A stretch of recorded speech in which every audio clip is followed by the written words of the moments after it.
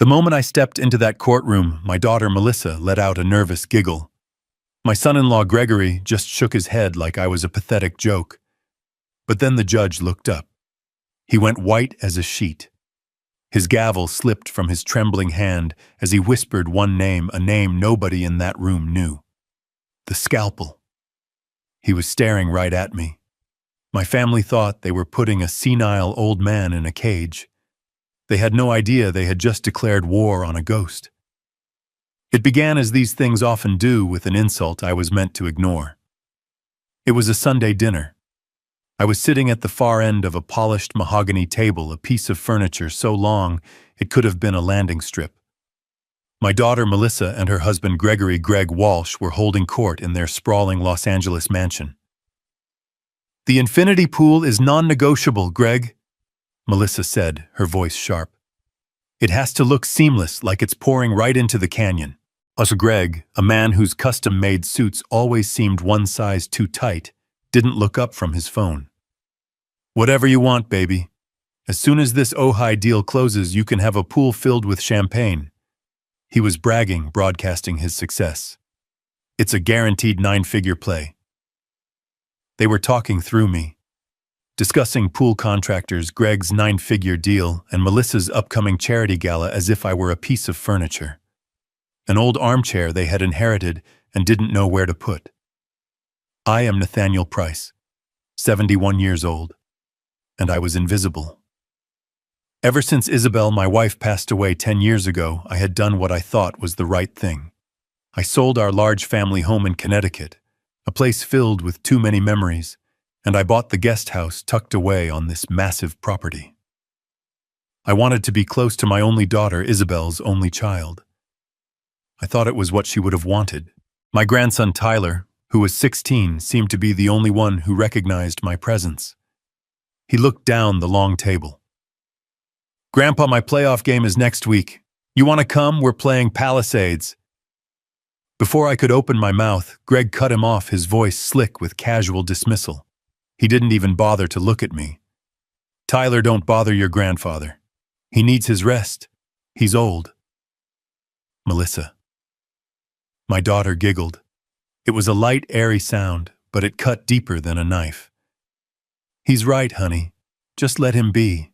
He's probably tired just from sitting there." They decided for me. They diagnosed my energy levels, my desires, my entire existence without a single glance in my direction. I said nothing. I just looked down at the intricate pattern on my plate where a piece of asparagus had gone cold. They had turned me into a ghost in my own life, and the worst part was I had let them. I had mistaken my silence for patience. I saw now it was just permission. 3 days later, a sharp knock hit the door of my guest house. It was Greg. This was a rare event. He avoided my small house as if it carried a plague, probably because it lacked gold-plated fixtures.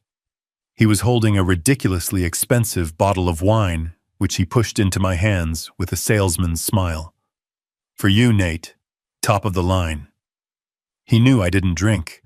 My cardiologist had made that perfectly clear after my bypass. This gesture wasn't kindness. It was stagecraft. Greg was always a salesman. He sold real estate dreams. He sold the image of a perfect family. I'd seen his type my entire life. They don't just enter a room. They assess its value. He didn't waste time. After one superficial comment about the weather, he got straight to the point. "Nate, I am sitting on the opportunity of a lifetime. A resort in Ojai. It's almost a done deal, but we hit a small regulatory snag. I just need a small bridge loan to clear the permits, just to show liquidity." And he leaned forward, his cologne overpowering. "I know you own this guest house outright. It's just sitting here. All you need to do is put a little leverage against it. $500,000. That's it." He sensed my silence and rushed to close the deal. 6 months tops. I'll give you back 700 grand. That's a 40% return, Nate.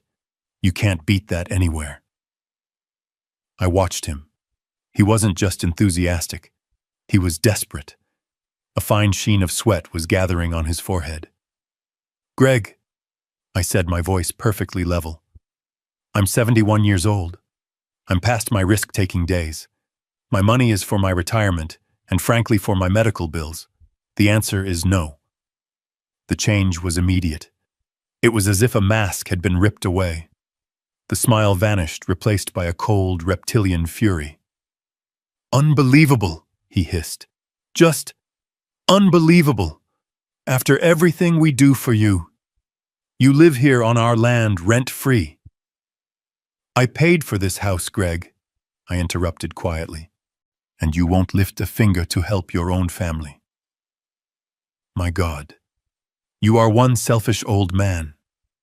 He said I lived on his land. He didn't know or had conveniently forgotten. When I bought this guest house 10 years ago, I didn't just buy the house. I also bought the 2-acre parcel of land his sprawling mansion was sitting on. His 99-year lease for a symbolic $1 a year was with me. He was living on my land. He had no idea. He threw the bottle of wine onto my coffee table with enough force to make me wince.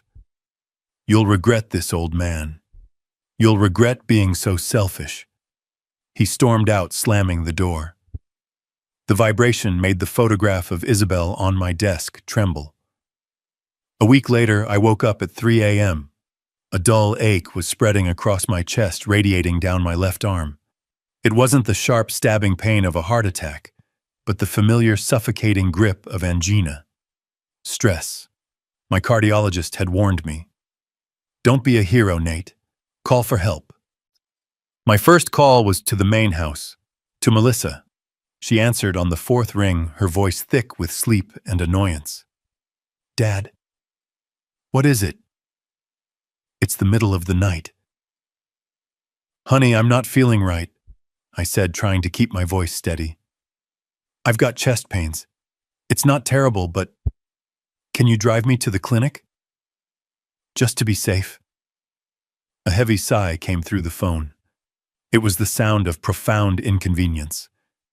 Dad, seriously, I have the big charity gala meeting first thing in the morning. The whole committee is coming here. I can't. Just call 911 if it's that bad. Don't overreact. Click. She hung up. She didn't ask how bad the pain was. She didn't ask if I was scared.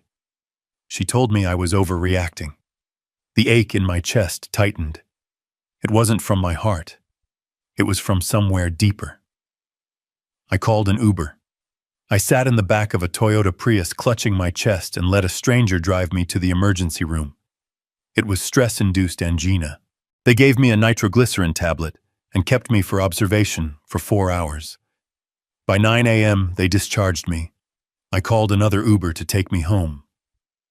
As we pulled up to the property's massive gates, I saw Melissa's pearl-white Range Rover. It wasn't parked at the main house. It was parked outside the Beverly Hills Spa, her charity meeting. They didn't just disrespect me. They didn't just see me as a resource to be tapped. They saw me as a nuisance, a problem to be managed, an errand to be ignored. And that was the moment I knew something had to change. I just didn't know how fast it was coming. The next morning, I was sitting with a cup of black coffee watching the fog burn off the canyon when a sharp, impatient knock echoed through my small house. It wasn't Greg. His knock was arrogant. This was professional. I opened the door to a man in a crisp uniform holding a digital scanner and a stiff white envelope. Nathaniel Price? He asked, his voice flat. I am. Legal Express Delivery. Sign here. I signed the screen. He handed me the envelope and was gone before I could close the door. It was heavy. Not with paper, but with intent. My hands were perfectly steady as I picked up a letter opener from my desk. The same one Isabel had given me 30 years ago. I slid it open and pulled out the contents. The words leaped off the page, cold and precise. It was a legal petition, a lawsuit, filed in Los Angeles Superior Court. The petitioners were Gregory Walsh and Melissa Walsh. The respondent was me. I scanned the first page, my vision narrowing. They were requesting an emergency hearing. They were seeking a conservatorship. The blood didn't drain from my face. It didn't rush to my ears. Instead, a cold, perfect clarity settled over me.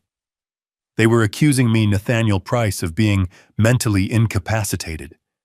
They claimed I was no longer capable of managing my own financial and medical affairs. They were claiming I was senile. It wasn't just an insult. It wasn't just greed. This was a legal execution. They wanted to erase me, to turn me into a non-person, a ward of the state with them holding the strings. They wanted to make my invisibility official, legally binding. I flipped the page. Exhibit A. The evidence. It was a 3-page diagnostic report from a psychological expert named Dr. Peter Lim. I read his assessment. He claimed I exhibited severe signs of dementia, paranoid delusions, and an inability to grasp financial realities. He gravely concluded that I was a danger to myself and my own assets. I stared at the name. Dr. Peter Lim. Peter Lim. A cold, dry laugh, more like a cough, escaped my lips. I had never met anyone named Peter Lim in my entire life. I didn't knock. I didn't hesitate.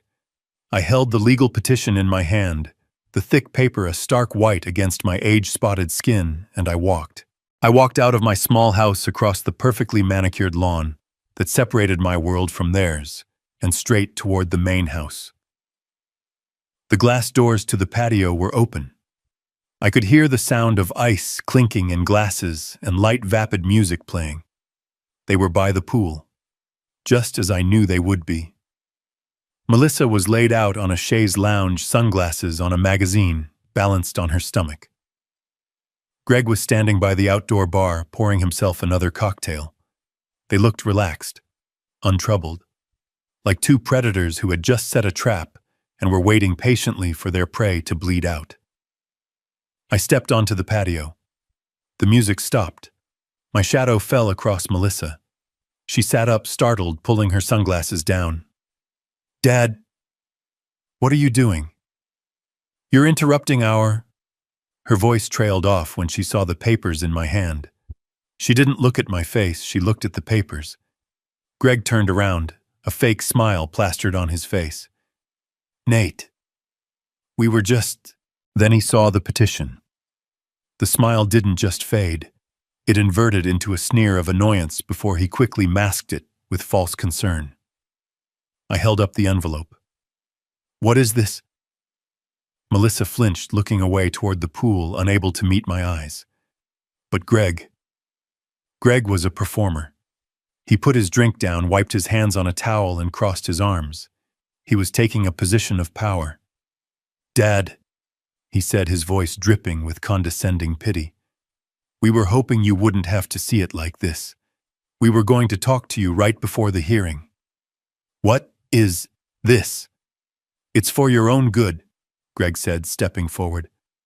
"Look, after that little heart attack incident last week, Melissa and I, we realized you just can't take care of yourself anymore. You're forgetting things. You're confused."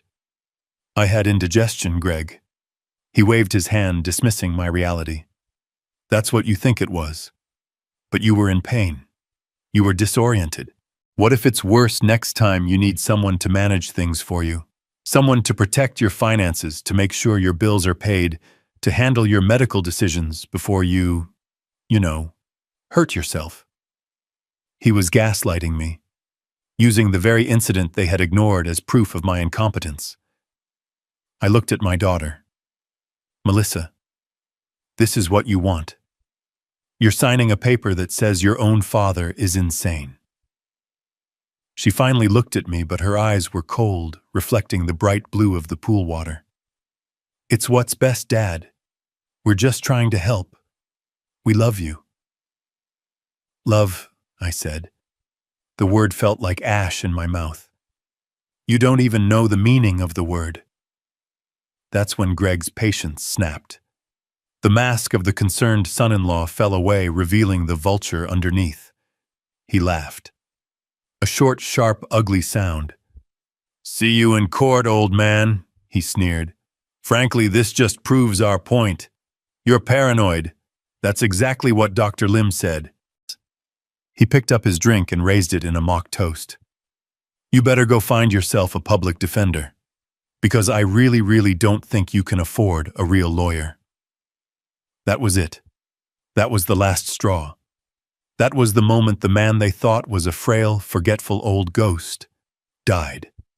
And something else, something they couldn't possibly have prepared for, woke up. I walked back to the guest house. I closed the door, and the sound of the lock clicking into place was the loudest thing I had ever heard.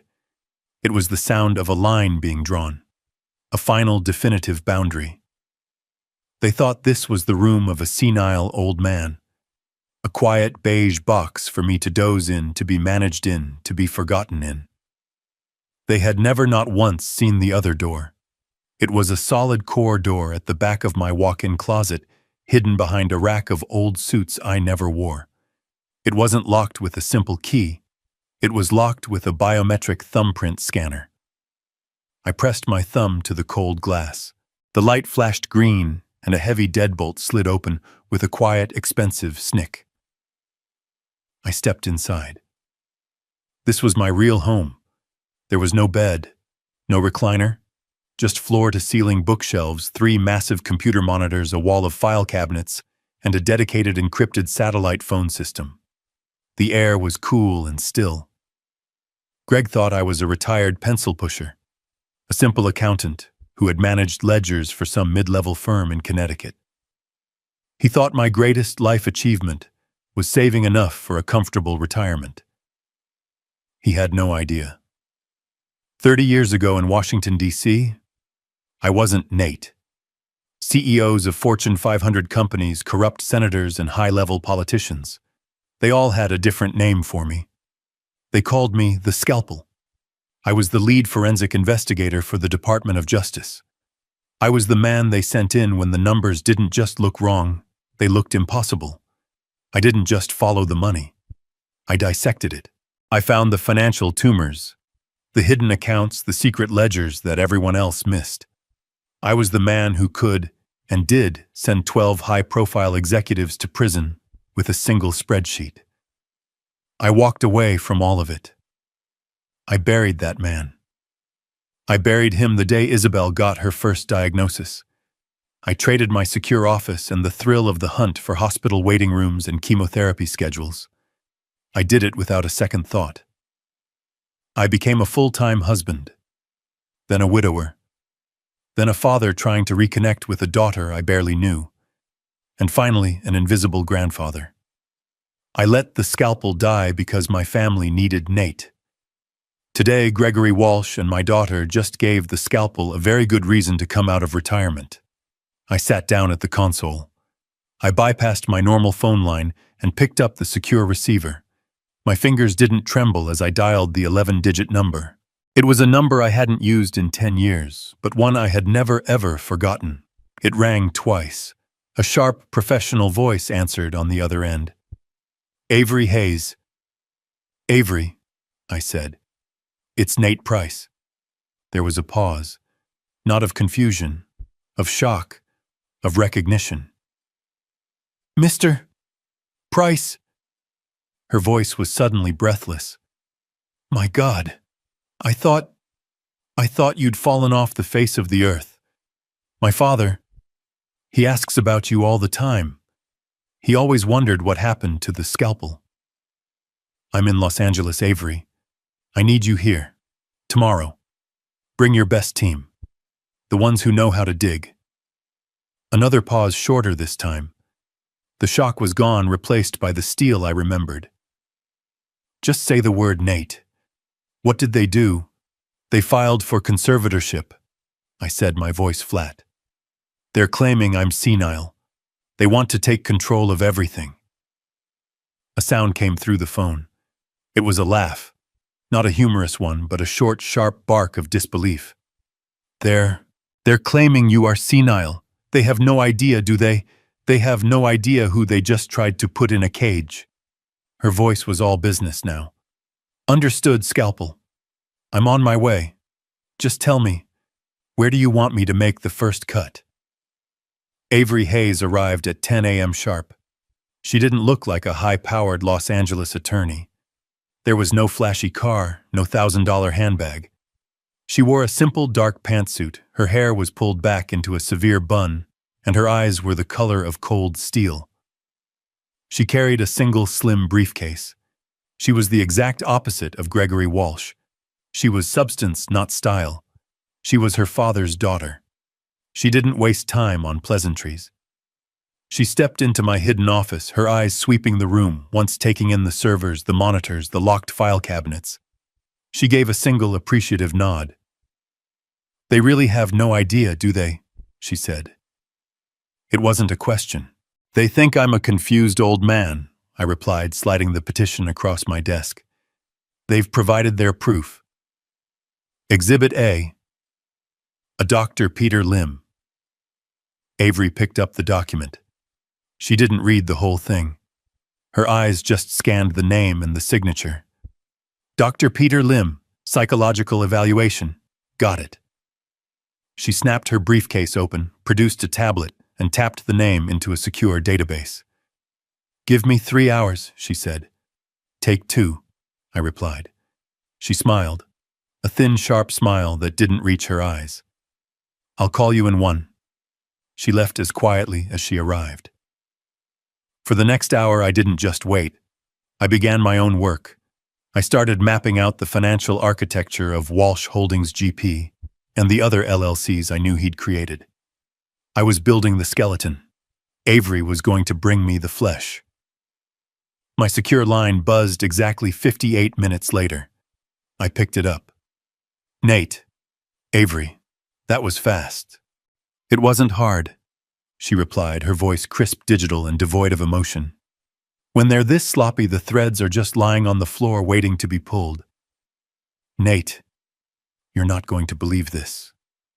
"Try me." "Okay. First, Dr. Peter Lim is not a psychologist." I waited. "He's not a psychiatrist. He's not a neurologist. He's not even a general practitioner." I could feel the but coming. "What is he, Avery?" "He's a dentist." I let the word hang in the air. A dentist. A man who scrapes plaque and fills cavities. A man who had signed a legal document declaring me mentally incompetent. The sheer naked arrogance of it was breathtaking. "A dentist," I repeated, my voice flat. "Or he was a dentist," Avery corrected. "The California Dental Board revoked his license 5 years ago. Permanently." Now we were getting somewhere. This was the first real piece. "For what? Take your pick," she said. I could hear her typing. "Massive insurance fraud, billing for non-existent surgeries. And his specialty, illegally prescribing opioids. Thousands of pills. He was running a pill mill out of a strip mall in Reseda." So, Greg hadn't found an expert who could be bribed. He had found a criminal. A disgraced, disbarred professional desperate for money and already compromised. A man with nothing left to lose. This revelation, however, led to the real conflict. The question that mattered more than the answer. "Avery," I said, leaning forward. "That's specific. That's not a name you find on Google. A high-flying real estate developer like Greg doesn't just know a disgraced dentist from a Reseda strip mall. How did he find him?" "That," Avery said, her voice tightening, "is what I spent the last 40 minutes digging into." You're right. It wasn't a social connection. It wasn't a random find. It was a financial one. Go on. "I'm looking at Lim's criminal file right now. When he was arrested 5 years ago, he was facing 10 felony counts. Bail was set at $100,000. He didn't have it." "A bail bondsman?" I murmured, my mind already connecting the dots. "Exactly. A bondsman covered the note, but the bondsman required a guarantor.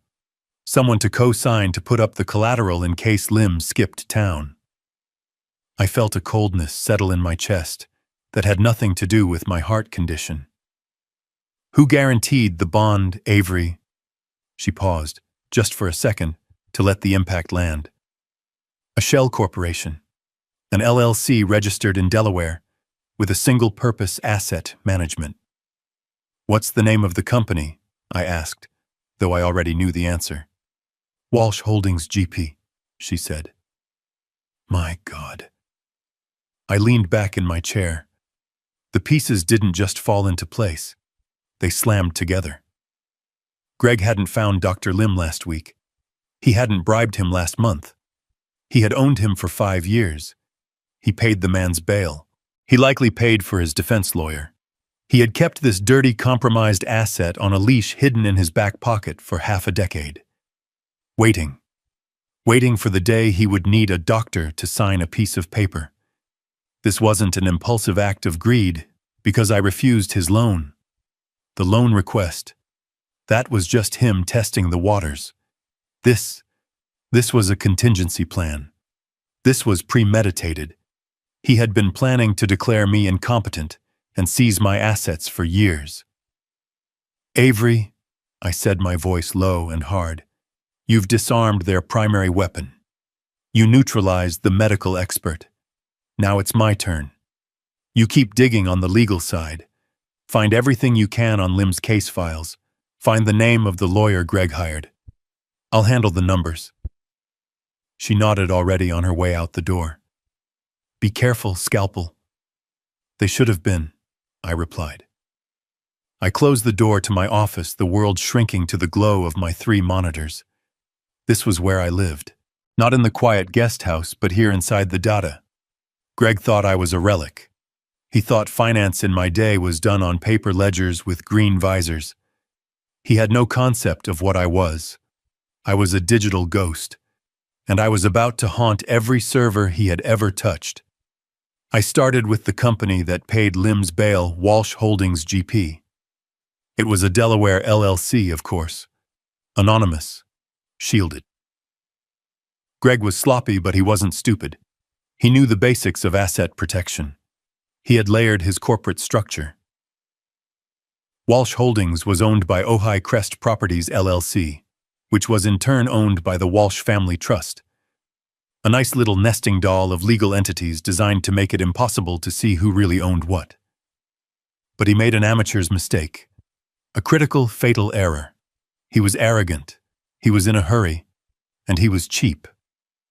To register all these different LLCs to file the paperwork with the Secretary of State in Delaware and California to set up the bank accounts, he used the same personal email address for every single one.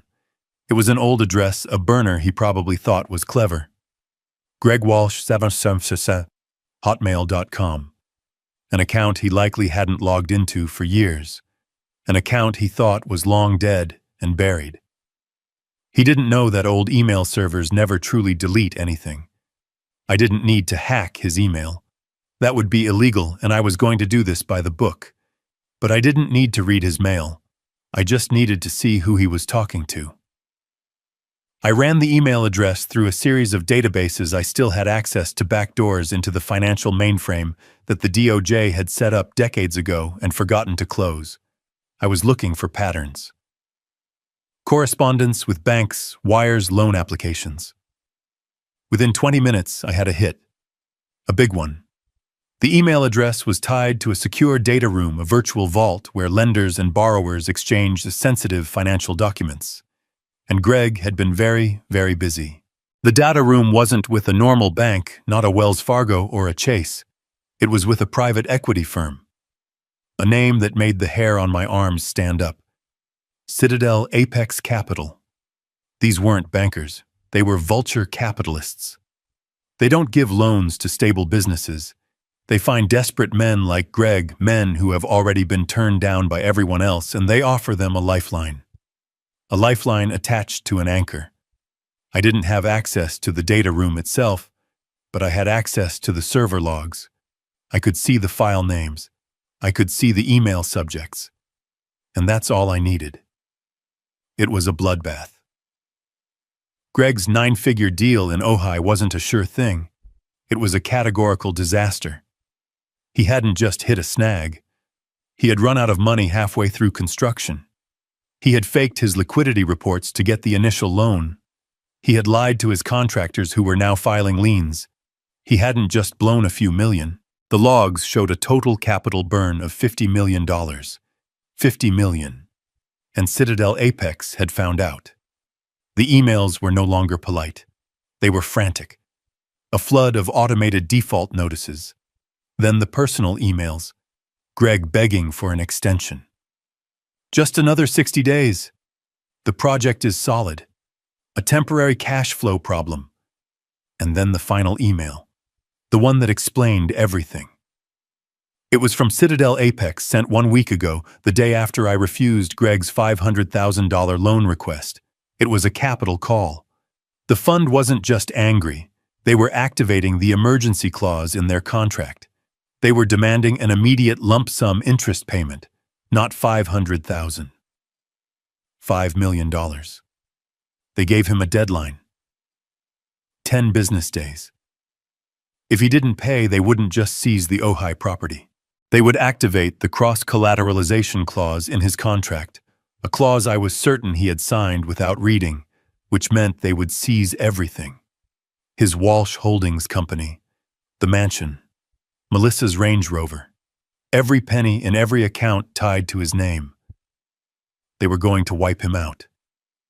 I stared at the screen, the pieces clicking into place with a horrifying, perfect logic. He didn't need my $500,000 as a bridge loan. He needed it as a desperate good-faith payment to hold off the wolves. And when I said no, he activated his contingency plan. The plan he had been sitting on for 5 years. He didn't just want my little guest house. He wasn't suing me to get control of my retirement fund. He was suing me because he was bankrupt. He was suing me to get his hands on my entire estate, an estate he clearly believed was worth far more than the $500,000 he'd asked for. He needed to liquidate everything I owned, not to build his resort but to save his own skin. He wasn't just trying to rob me. He was trying to sacrifice me to save himself. A new question formed in my mind. A cold, hard question that settled in my gut. Wait a minute. Greg was bankrupt. He was facing a $5 million capital call. He was a cornered animal bleeding money from every pore. So where did he get the cash to attack me? A lawsuit like this, even a fraudulent one, isn't cheap. Lawyers, even the bottom-feeding kind he would hire, demand retainers. They don't work on credit. And Dr. Lim, a disgraced, disbarred criminal, he wouldn't have signed his name to a piece of perjury for a promise. He would have demanded cash up front and lots of it. Where did Greg, a man who couldn't pay his own bills, get $50,000 or $100,000 in liquid cash to file this suit? My mind flashed back to the Sunday dinner, to Greg bragging about his Ojai deal, but also to Melissa. What was she bragging about, the pool numb? It was her charity, the upcoming gala, the fundraiser. My heart sank. When Isabel died, I took a portion of the money from the sale of our Connecticut home, several $1 million, and placed it into a charitable trust. I called it the Isabel Price Foundation. Its mission was to fund the kind of early-stage cancer research that might have saved her. I made Melissa the managing director. I thought it would give her purpose, give her a connection to the mother she lost. I was the founder, of course, with full oversight rights, but I had never exercised them. I trusted her. It was my wife's name. It was my daughter. I picked up the phone and dialed the private bank in Boston that managed the foundation's assets. A banker I hadn't spoken to in 5 years answered, his voice full of surprise when I identified myself. "Mr. Price, what a pleasure. We usually only hear from Melissa." "I'm sure you do," I said, my voice cold. "I'm invoking my founder's rights. I need a full detailed statement of all expenditures and transfers from the Isabel Price Foundation for the past 12 months. I need it in the next 5 minutes. Secure email." "Sir, that might take some time to compile." 5 minutes, I said, and I hung up. My secure inbox chimed 3 minutes later. The PDF was attached. I opened the file. My hands were perfectly still. I looked at the top line. The total asset value. It was supposed to be well over $3 million. The number staring back at me was 412,000. I scrolled down, my blood turning to ice. The foundation was hemorrhaging money. I saw the usual small donations I expected. 5,000 to a research lab here, 10,000 to a hospice there. And then I saw them. The other charges. Administrative fees, consulting fees, event planning services. They were massive. $150,000 paid out 2 months ago. The recipient, Walsh Holdings GP, Greg's company. He had billed his wife's charity for consulting. Another charge, $80,000, for gala planning services.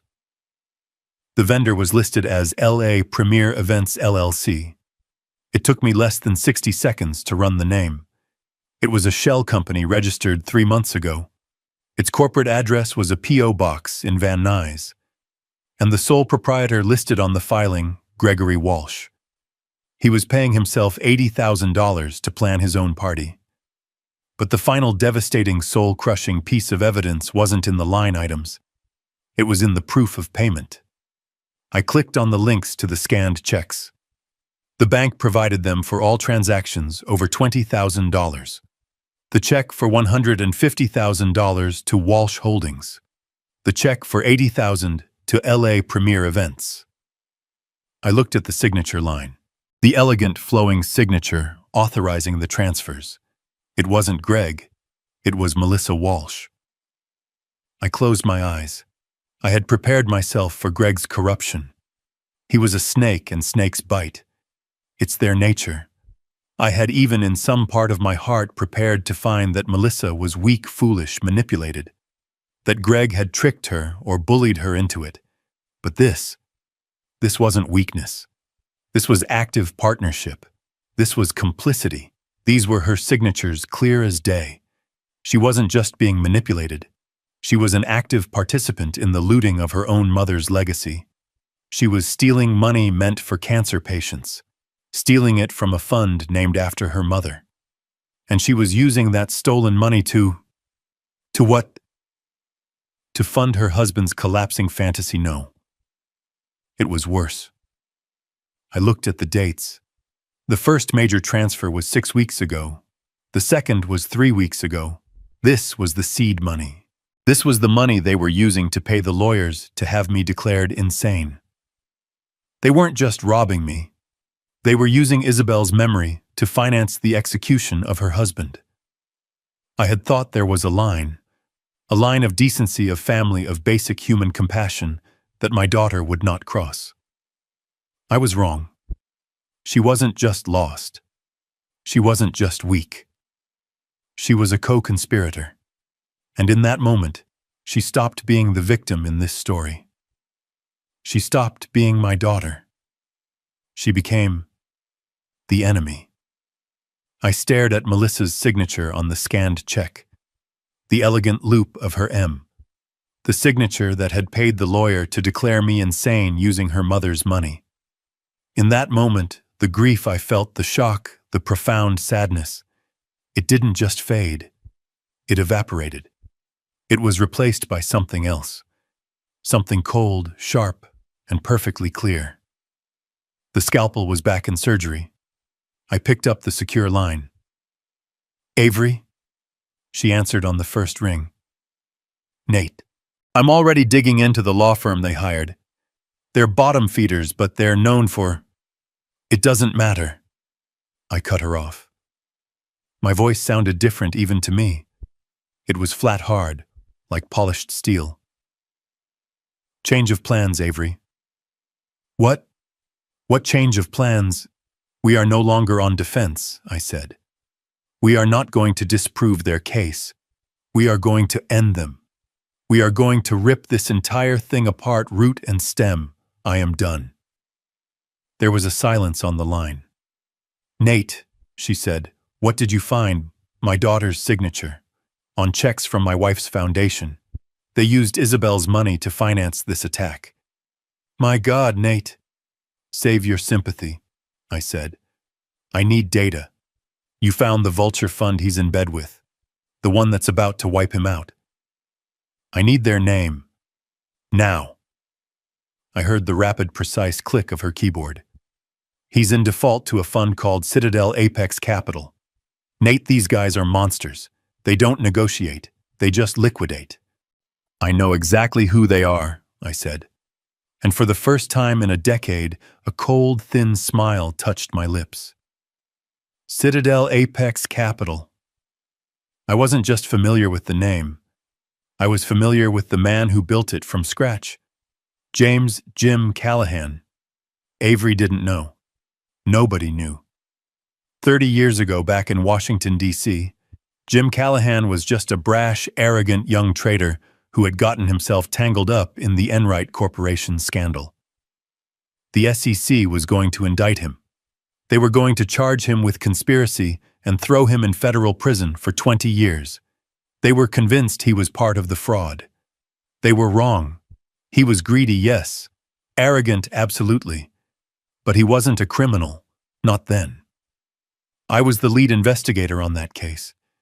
I was the one who spent 3 sleepless nights digging through the server data past the doctored ledgers and found the exculpatory evidence. The original time-stamped trades that proved Jim was a victim of the fraud, not a participant. I saved him. I saved his career. I saved him from prison. I did it because it was the truth, and my job was to make the books balance. Jim Callahan went on to build Citadel Apex into a billion-dollar empire. He never forgot. He had called me once 10 years ago after Isabel passed away. His voice was quiet. Nate, he'd said, I know what you did for me. If you ever need anything, a new life, a new career, a blank check, you just call. I never called. Until today. Avery. I said, my voice all business. I'm going to handle Citadel Apex. I need you to do something else. Immediately. I need you to draft a writ of seizure. A writ? On what grounds? We don't have a judgment, Nate. You will, I said. I switched lines, my fingers already dialing a number I knew by heart. A private direct line to Jim Callahan's personal office. His assistant tried to block me. Mr. Callahan is in a board meeting. Tell him the scalpel is on the line, I said. Tell him it's about Enright. I was on hold for less than 3 seconds. Nate? His voice was booming, confident, but held a trace of fear. The fear of a ghost from the past. Nate Price, is everything okay? Hello, Jim, I said. It's been a long time. I'm not calling about the old days. I'm calling to cash in my chip. Silence. Then one word. Name it. You have a loan out to a man named Gregory Walsh, a project in Ojai. He's in default. He's bankrupt. Walsh, I heard him typing. Yeah, a $50 million disaster. My team is moving to seize his assets on Monday. The man's a fool. I don't want you to seize his assets, Jim. I want you to sell me the debt. All of it. The note, the collateral, the default. Everything. Sell it to you, Nate. It's toxic paper. I'm not buying it as an investment, I said. I want to be his sole creditor. I will wire the full outstanding principal, the $5 million, right now. From a blind trust. No paper trail back to me. Just a quiet transfer of ownership. He was smart. He didn't ask why. You want to be the monster, Nate? Fine. You saved my life. It's the least I can do. He barked orders to someone off phone. My lawyers will execute the transfer. It'll be done in an hour. The debt is yours. Thank you, Jim. No, Nate, he said, his voice deadly serious. Thank you. Good hunting. I hung up. I called Avery back. It's done, I said. Citadel Apex no longer holds the note. I do. Avery gasped. I could hear her sharp intake of breath. Nate, you bought his debt. You're his bank. I'm his nightmare, I corrected. Now finish drafting that writ of seizure. He is in default on a $5 million loan. To me. I want the lien on that mansion. I want his cars. I want his Walsh Holdings LLC. I want it all. I'll have the server at his door in an hour. No, I said. No. You hold that paper. He's expecting a fight over my sanity. He has no idea his entire life is on the line. We are not going to serve him. We are not going to warn him. I looked at the date on the petition. The court date. We are going to walk into that courtroom, and we are going to hand it to him, right in front of the judge. We are in a long, fluorescent-lit hallway outside Department 5B. Avery Hayes looks at me, her face impassive, holding a single slim briefcase. Nate, are you ready? I adjusted the cuffs of my shirt. I wasn't wearing the soft knit sweaters and corduroys they were used to. I wasn't wearing the clothes of a man fading into beige invisibility. Today I was wearing armor. It was a charcoal gray single-breasted suit from Savile Row. I hadn't worn it in over a decade. The last time I put it on, I was stepping into a hearing room to testify before the Senate Banking Committee. It still fit perfectly. I had my hair cut. I was clean-shaven. I was not the man they thought I was. I was the man I had been. I'm ready, I said. The doors opened. We walked in. The courtroom was small beige and smelled of stale coffee and cheap floor wax. It was exactly the kind of joyless room where lives are quietly dismantled. Greg and Melissa were already seated at the petitioner's table. They were whispering, giddy with anticipation. Their lawyer, a man in a shiny suit with too much gel in his hair, was shuffling papers looking supremely confident. Then they saw me. I watched my daughter's face. She looked up, saw me in my suit, and a nervous, suppressed giggle escaped her lips. She put her hand over her mouth, but her shoulders were shaking. She leaned over and whispered something to Greg. I could almost hear it. Look at him. Dad thinks this is a funeral or something. Greg just looked at me. His eyes raked over my suit, my posture, and he just smirked.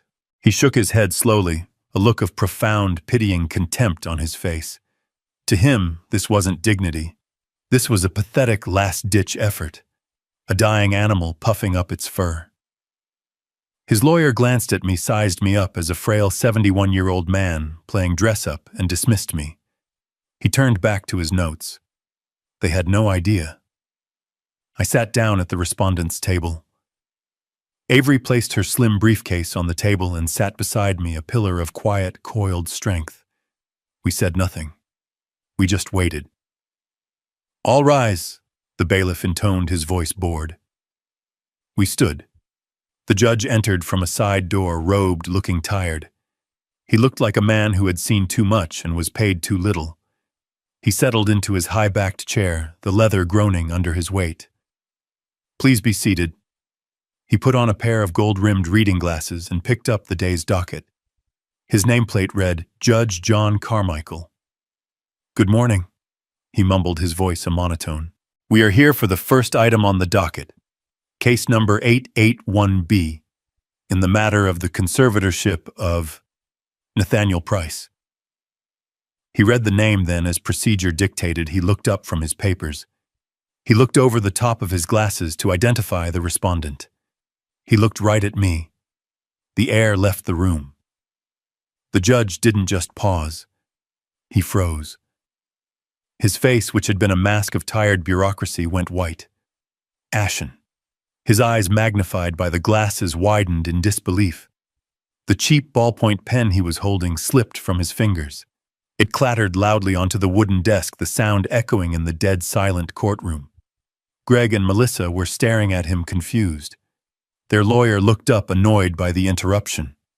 The judge's hand, the one that had dropped the pen, was visibly shaking. He stared at me, his mouth slightly open. He leaned forward, forgetting himself, into the gooseneck microphone on his desk, and in a voice that was meant to be a whisper but was caught and amplified, a voice of pure, unadulterated shock, he said one thing. My God, Is that really him?" Every head in the courtroom swiveled. They weren't looking at the judge anymore. They were all staring at me. Greg and Melissa's faces were blank with confusion. What was happening? This wasn't part of their plan. I recognized him too. Oh yes, I recognized him. John Carmichael. But the man I knew wasn't a 60-year-old judge with a weary face. The man I knew was a 35-year-old assistant U.S. attorney, terrified, ambitious, and in way over his head. He had been handed the biggest case of his young career, the Enright Corporation fraud. $1 billion house of cards. And he was losing. His case was falling apart. His star witnesses were discredited. He was about to lose, and it would have ended his career before it began. Until his expert witness took the stand. I was that expert witness. I was the man they brought in when the numbers were a tangled mess of lies. I was the one who in a single day took $1 billion fraud and laid it bare on a single spreadsheet for the jury to see. I was the one who put 12 CEOs and their accountants in prison. John Carmichael hadn't just known me. I had made him. I had handed him his career on a silver platter. Judge Carmichael's face was pale. He gripped the edges of his desk. He was no longer looking at a senile old man. He was looking at a ghost from his past. He was looking at the man they used to call the Scalpel. He finally tore his eyes away from me and slowly, deliberately turned his gaze to the petitioner's table. He glared at Greg's slick, smiling lawyer. "Counselor," the judge said, his voice no longer tired, but sharp, cold, and dangerous. "Are you aware of who your respondent is?" The lawyer, baffled, stood up. He's Nathaniel Price, Your Honor. A retiree." Judge Carmichael let out a short, harsh breath. It wasn't a laugh. It was a warning. "No, counselor," he said, his voice ringing through the silent room. "That is the Scalpel Price. Good luck. You're going to need it." Greg's lawyer, a man named Fierro, looked like he had just swallowed a bug. He was visibly sweating. He looked over at Greg, who made a sharp, furious gesture with his hand. "Get on with it." Fierro, visibly rattled by the judge's reaction, shuffled his papers. "Your Honor, the petitioners call our first and primary witness to the stand, Dr. Peter Lim." A side door opened. A small, greasy man in an ill-fitting suit scurried into the courtroom. He looked less like a doctor and more like a man who lives in a basement. He avoided looking at anyone, especially the judge. He took the stand, his hand trembling as he was sworn in. Fierro, trying to regain his footing, began. "Dr. Lim, did you have occasion to evaluate the respondent, Nathaniel Price?" "I did," Lim said, his voice oily and rehearsed. He was reading from a script. "I conducted a full psychological workup." "And what were your findings?" Dr. Lim put on a pair of smudged glasses. "Mr. Price presented with severe signs of cognitive decline. His short-term memory is frankly non-existent. He exhibits classic symptoms of paranoid delusion, particularly concerning his family's finances and their intentions toward him." I sat perfectly still. He was describing the man they wanted me to be.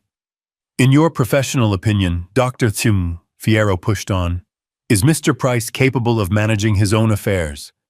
"Absolutely not," Lim said, shaking his head with faux sadness. "He is a danger to himself and his own assets. He requires immediate full-time supervision." Fierro smiled, a weak, triumphant little smile. "Thank you, Doctor. Your witness." He sat down, looking relieved. Avery Hayes stood up. She didn't have a stack of papers. She didn't have a laptop. She held a single piece of paper as she walked slowly toward the witness box. The courtroom was silent. "Good morning, Dr. Lim," she said.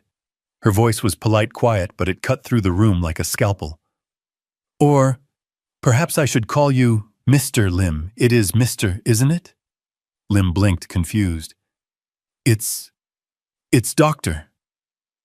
Is it your honor I have no record of Mr. Lim being a licensed psychologist, or a psychiatrist, or a neurologist? She turned back to him. Mr. Lim, what kind of doctor are you? I have a medical background, he stammered, looking at Fierro for help. Fierro jumped up. Objection, relevance, this is character. Overruled. Judge Carmichael snapped, his eyes fixed on Lim. Sit down, counselor. The witness will answer the question. What is your medical background, Mr. Lim? Lim swallowed. I was a dentist. A murmur went through the court. Greg's face was white. A dentist, Avery repeated, letting the word hang in the air. Or to be more accurate, a former dentist. Isn't that right, Mr. Lim? I'm retired, he lied. Retired.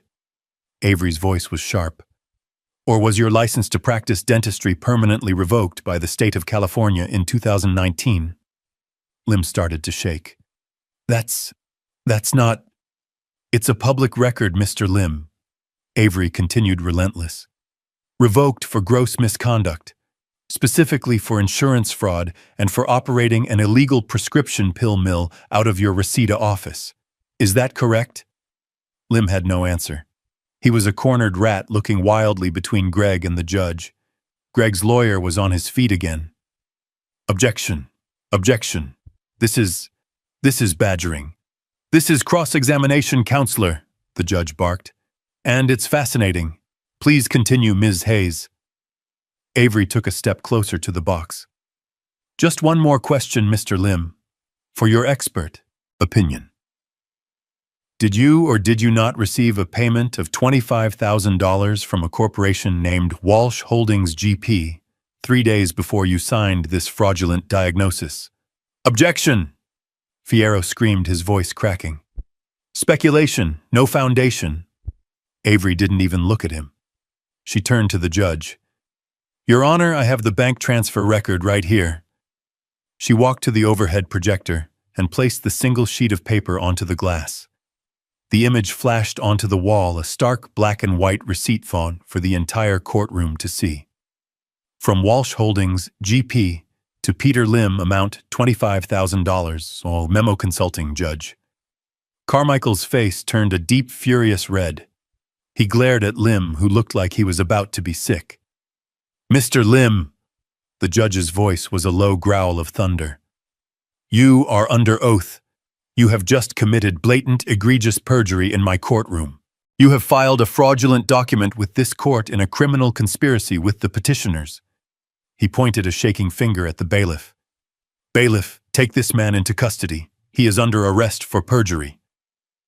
The sound of the handcuffs clicking shut echoed in the stunned silence. Melissa let out a small, terrified squeak. Greg was rigid, staring at his star witness being led away. Their entire case had just been put in handcuffs. Greg's lawyer, Fierro, was completely adrift. He was sputtering, his notes scattered. His star witness was in handcuffs, his entire case had evaporated, and the judge was looking at him like he was something he'd scraped off his shoe. Greg was beyond pale. He was a furious, blotchy red. He was vibrating with rage. He grabbed Fierro by the sleeve and hissed something in his ear. Fierro, looking terrified of his own client, stood up shakily. Your Honor, he stammered, my client, Mr. Walsh, would like to take the stand. To clarify this unfortunate misunderstanding. Judge Carmichael raised an eyebrow. Oh, he does he? He wants to testify. After his primary witness was just arrested for perjury in a conspiracy with him. The judge looked at Avery. Ms. Hayes, any objection? Avery stood. Not at all, Your Honor.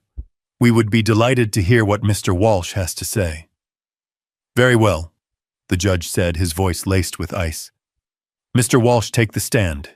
You are, of course, under oath. Greg shoved his way to the witness box, practically pushing the bailiff aside.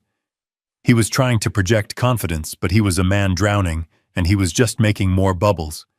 He sat down, gripping the railing of the box until his knuckles were white. Your Honor, Greg started, his voice a slick, practiced performance of a wounded victim. He was trying to speak directly to the judge, ignoring Avery, ignoring me. This is a travesty. My wife and I, we are worried about him. That's all this has ever been about. He pointed a finger at me. He is confused. He's paranoid. He locks himself in that little house for days. He hides his finances. He accused me of trying to steal from him, for God's sake. All we wanted to do was help him, to protect him from himself. And now this. He was trying to look heartbroken. It came across as monstrous. He's not lucid, Your Honor. He doesn't know what he's doing. Fierro, seeing an opening, asked, "So your only motivation was concern for his well-being?" 100%, Greg said, oozing false sincerity. Thank you, Fierro said, sitting down, looking as if he'd just dodged a bullet. Avery stood up again. She walked toward him, not with aggression, but with a kind of surgical curiosity. "Mr. Walsh," she began, her voice quiet, "you just testified under oath that my client, Mr. Price, is not lucid and paranoid." "That's right," Greg said, puffing up. "He's deeply confused.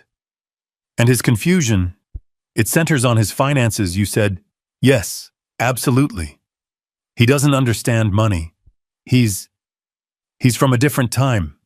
He doesn't grasp modern finance." "I see," Avery said, nodding. "Is that why you believe he's not lucid, because he doesn't understand modern finance?" "It's a major part of it, yes," Greg said confidently. "So when you approached him 2 weeks ago and asked him to give you $500,000, you were, what?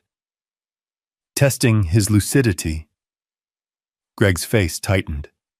I was offering him an investment, a chance to be part of the family's success. You asked a man you believe to be confused and paranoid for $500,000. Avery asked, her voice still mild. Greg saw the trap and tried to dance around it. It was his refusal that proved our point. I offered him the deal of a lifetime. A golden opportunity, a guaranteed 40% return in 6 months on my Ojai resort project. It was a slam dunk. He turned to the judge again, playing the reasonable man. "Your Honor," he refused. He said it was too risky. He was too senile, too scared to see a golden opportunity when it was staring him in the face. That's when I knew. That's when Melissa and I knew. He had truly lost it. He was no longer capable of making sound financial decisions. He was letting his paranoia get in the way of a fortune. He had done it. He had under oath linked his entire claim of my senility to my refusal to give him money. He had built his own gallows. Now Avery was going to kick the chair. "A golden opportunity, Mr. Walsh?" Avery asked. She was no longer curious. Her voice was cold. "A slam dunk." "Absolutely," Greg said, arrogant to the last. "That project is gold. Is that why the project is currently $50 million over budget and facing 16 contractor liens for non-payment?" The color drained from Greg's face. He stammered, That's a lie. That's privileged information. How?" "It's not privileged when you're in default, Mr. Walsh," Avery said, her voice rising, each word a hammer blow. "And this golden opportunity is in fact a sinking ship, isn't it? Isn't it true that your primary lender, Citadel Apex Capital, found you in breach of your loan covenants and issued a capital call for $5 million due 10 days ago?" Greg was speechless. He was literally opening and closing his mouth, but no sound was coming out. He looked at Fierro, who was staring at his client in pure horror. "A $5 million demand, Mr. Walsh, and you didn't have it. You were, and are, completely, hopelessly bankrupt. Weren't you?" "No!" Greg finally roared, his composure shattering. It's a temporary cash flow problem. The project is sound." "Is it?" "You were bankrupt?" Avery pressed, relentless. You had no money. Your credit was frozen. And yet, you found the money to hire Mr. Fierro. You found $25,000 in cash to bribe a disgraced dentist. She took a step closer. My question, Mr. Walsh, is, where did you get that money? Greg was trapped. He looked at Melissa. He looked at the judge. He had no answer. Avery provided it for him. You got it, she said, her voice dropping, filled with contempt. From a charity? You got it from the Isabel Price Foundation. At the sound of her mother's name, Melissa, who had been frozen in her seat, let out a tiny, choked sound. Isn't that right, Mr. Walsh? Avery thundered. When you were broke, when your empire was collapsing, you turned to your wife and you had her sign checks. You convinced her to steal from her dead mother's cancer charity. You can't prove that, Greg spat. I can, Avery said. She held up a new set of documents. $150,000 paid to Walsh Holdings for consulting fees. $80,000 paid to LA Premier Events, a shell company you own for gala planning. A total of $230,000 embezzled from a fund for cancer research. She turned and looked for the first time at Melissa. He didn't just lie to the court, Melissa. He lied to you. That's when my daughter broke. She shot to her feet, her face a mask of disbelief and rage, and she screamed at her husband. You lied to me. You told me those were legal administrative fees. You told me it was all approved. You were stealing from my mother. Greg finally completely lost it. All the charm, all the performance, all the arrogance boiled away, leaving only the raw, ugly, desperate man underneath. He stood up in the witness box, his face purple, and he pointed a shaking finger, not at Avery, not at Melissa. He pointed it at me. Shut up, Melissa! He shrieked, his voice cracking. Just shut up! It's his fault, all of it! That selfish old man, he had the money. He could have fixed everything. He just had to write a check, and he said no. He made me do it. It's all his fault. The courtroom was chaos. Melissa was sobbing a hysterical, ugly sound. Greg was screaming at her to shut up, his face a mask of purple rage. His lawyer Fierro was desperately trying to object, but Judge Carmichael just waved him into silence, his face a thundercloud. He banged his gavel, the sound cracking through the room like a gunshot. Silence! He roared. Mr. Walsh, you will sit down and be silent, or I will have you held in contempt. Madame, control yourself. Greg collapsed back into his chair, breathing hard. Melissa sank down, her sobs turning into choked, wet gasps. The room was deathly quiet, the only sound the click of the bailiff's radio. Judge Carmichael's eyes, cold and furious, swiveled from the wreckage of the petitioner's table to me. He stared at me for a long moment. The anger in his face softened, replaced by something else. Respect. And a deep, profound curiosity. Mr. Price, he said, his voice now calm, but carrying the full authority of the bench. Your opponents have made their case such as it was. He gestured to Greg. He has just confessed under oath to a litany of financial crimes, but the petition is still before me. Do you have anything you wish to say in your defense regarding your own competency? I rose to my feet. Slowly. I didn't lean on the table. I didn't waver. I stood straight, my hands clasped loosely behind my back. The room was so quiet I could hear the hum of the fluorescent lights. I looked at Greg. I looked at Melissa. And then I looked at the judge. Thank you, Your Honor. I said, my voice clear and strong. It echoed in the small room. But I'm not here today to argue about my sanity. I am not here to defend myself. My competency is not in question. My record speaks for itself. I paused, letting the words land. No, Your Honor, I continued. I didn't come here today to be a respondent. I came here to file a criminal complaint. Fierro leaped to his feet. Objection! This is theater! This is not the proper venue.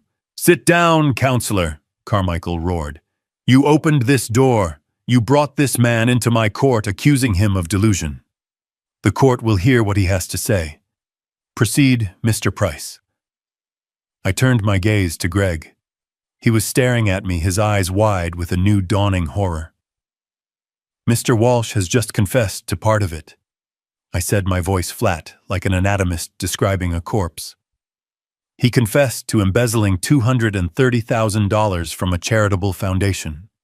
My wife's foundation. The Isabel Price Foundation." I then turned my gaze slowly, deliberately, to my daughter. She was watching me, her face streaked with tears and mascara, her eyes pleading. "But he didn't act alone," I said, holding her gaze. "He couldn't. He needed a signature. He needed the signature of the foundation's director." I looked back at the judge. "And you, Melissa, daughter, you signed the checks. You knowingly and with full intent looted your own mother's legacy to fund your husband's lifestyle and to finance this pathetic attempt to seize my assets." Melissa let out a wail, a sound of pure animal despair. No, I didn't know. He told me." "You signed them," I stated, cutting her off. "It was not an accusation.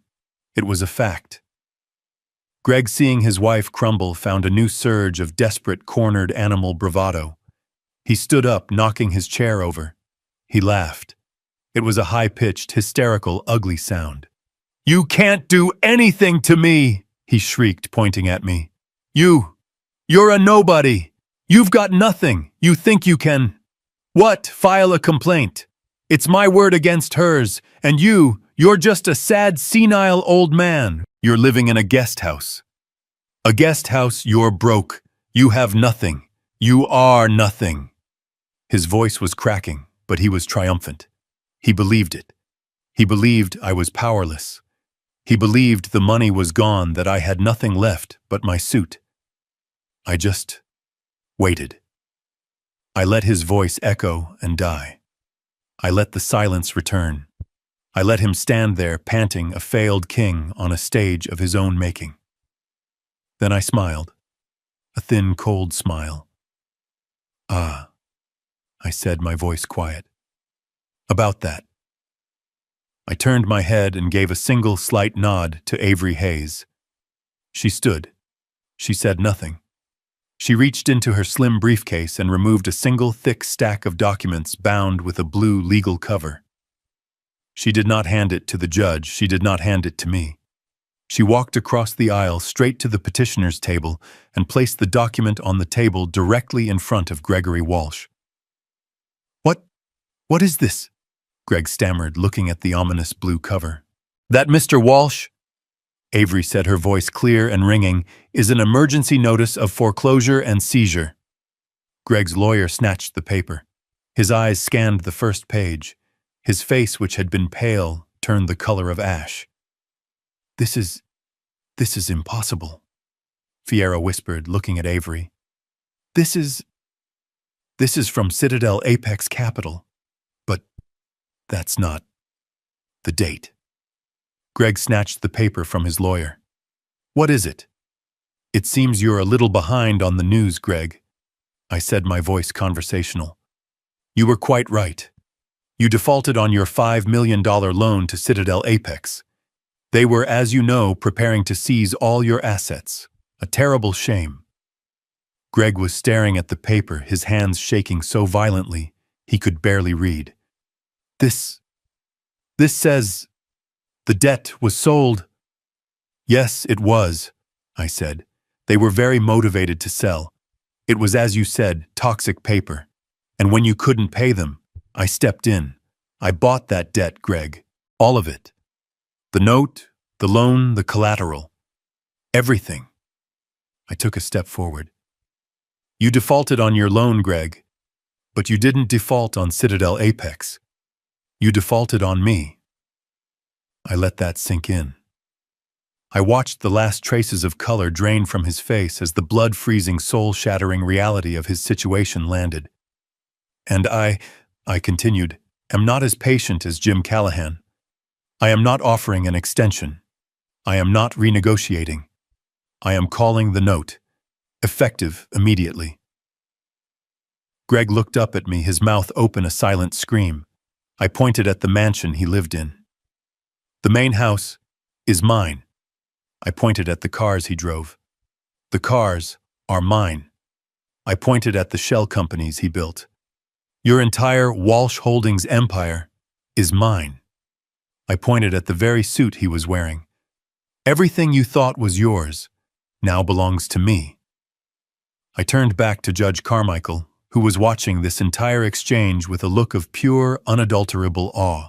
Your Honor, I said, my voice ringing with finality, this pathetic conservatorship hearing is over. I made a gesture to Avery and her document. The eviction hearing begins now. Greg was finished. A man who screams his own confession in a courtroom doesn't have many legal options. After his performance, it wasn't a trial. It was a sentencing. My evidence, the evidence Avery and I had compiled, was a precise, airtight coffin.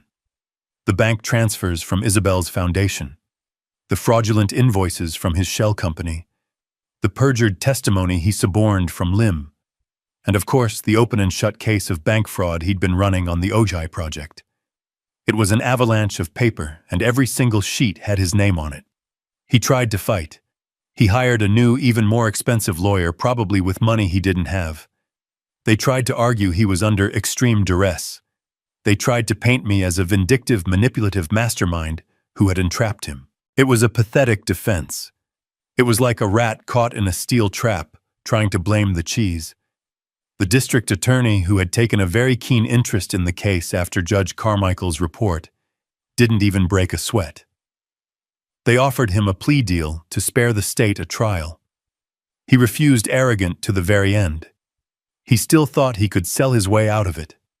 So they took him to trial, and they buried him.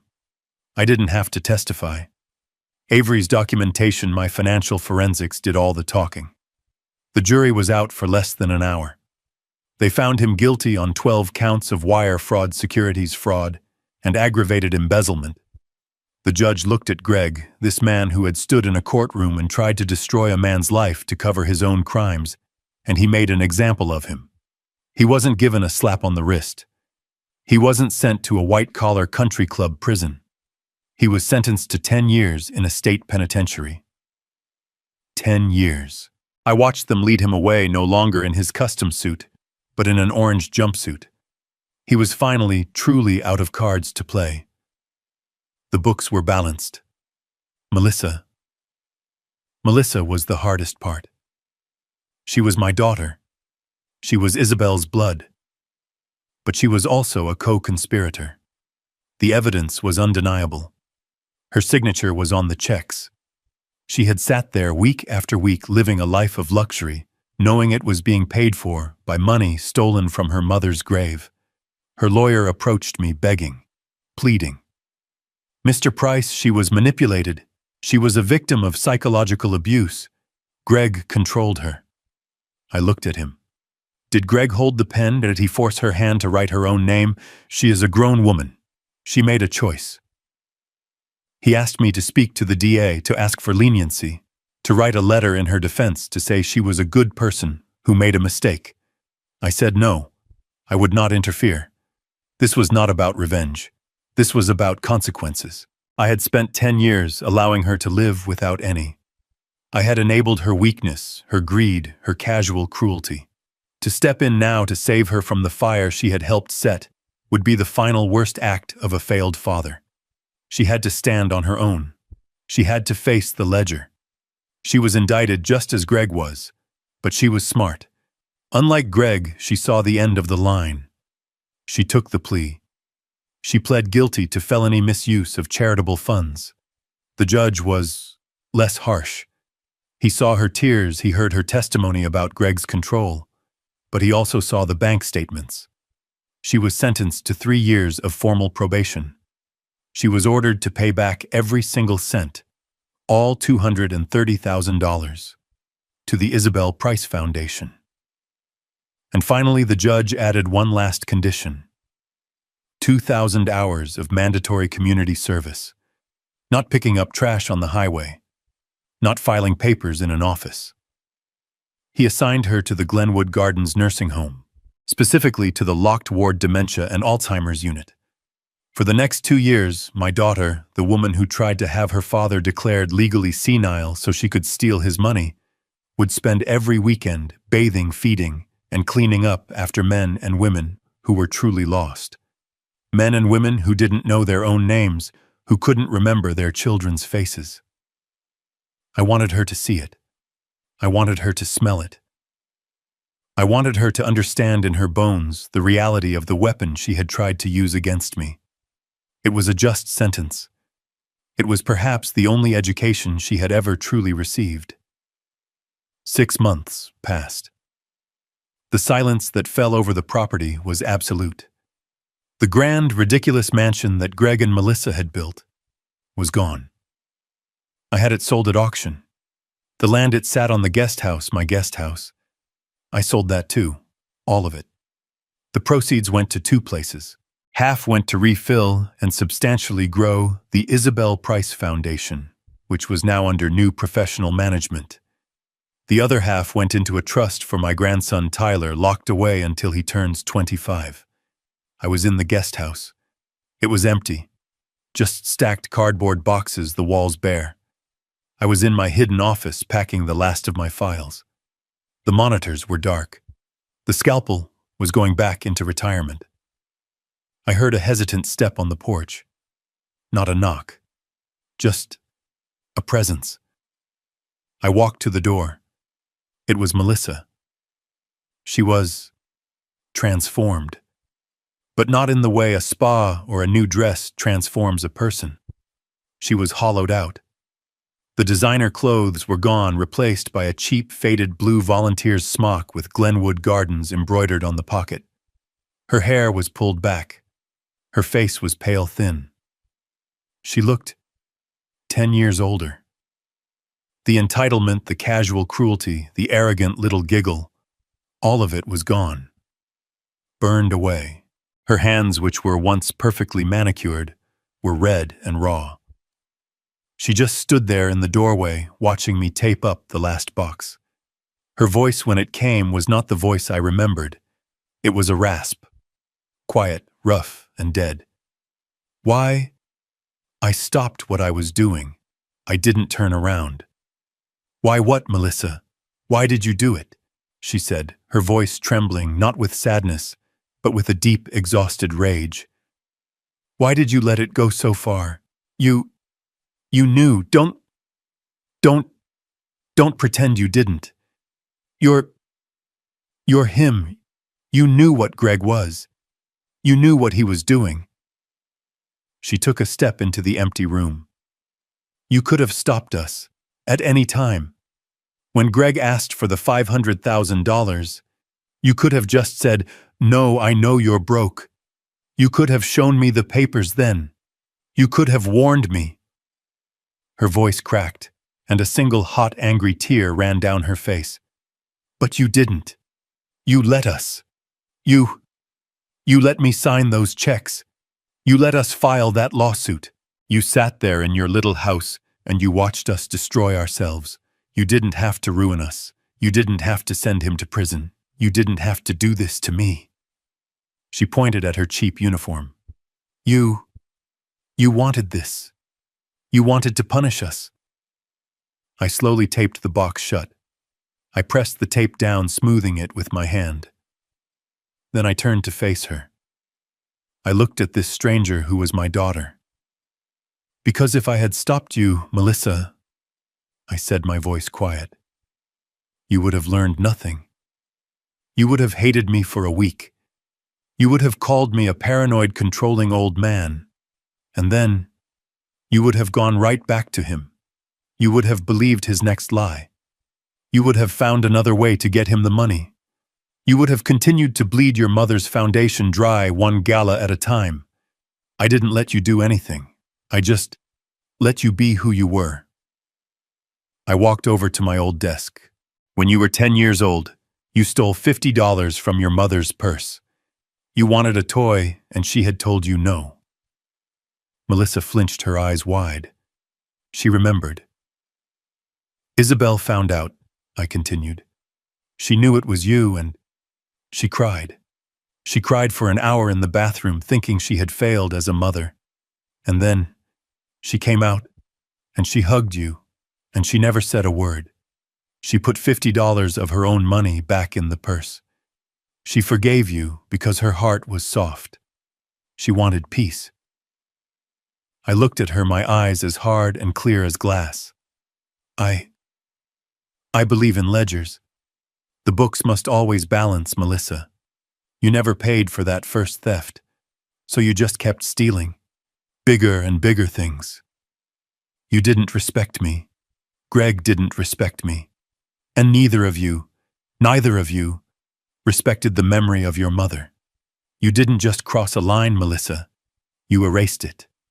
You danced on her grave for a swimming pool. She had no answer. She just wept.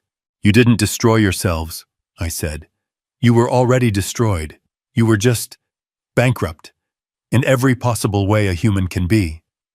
I just presented the bill. I picked up a single envelope from the desk. I held it out to her. This is the address of a studio apartment in Burbank. The first 3 months' rent is paid. There is a bus pass inside. After that, you are on your own. The books are clear. She took the envelope, her hand shaking. She looked at me one last time, searching for what? For her father. He was gone. She turned and walked away. I watched her go. I am 71 years old. I have retired twice in my life. The first time from my job. The second time from being an invisible, accommodating, silent old man. That day in court, I just decided to pick up the pen again. My name is Nathaniel Price, and my books are finally balanced. This entire ordeal taught me a painful, necessary lesson. I learned that silence should never be mistaken for weakness. For 10 years, I allowed my love for my family to blind me to their contempt. I thought patience was a virtue, but I learned that patience without firm boundaries is simply permission to be disrespected. True strength isn't about how loud you can shout. It's about knowing the precise moment to make your move and having the discipline to wait for it. I didn't want revenge. I wanted accountability. Sometimes the most profound act of love for oneself, and even for others, is to finally and decisively balance the books. What would you have done in my position? Let me know your thoughts in the comments below, and please like and subscribe if you believe that true respect is something that must be earned.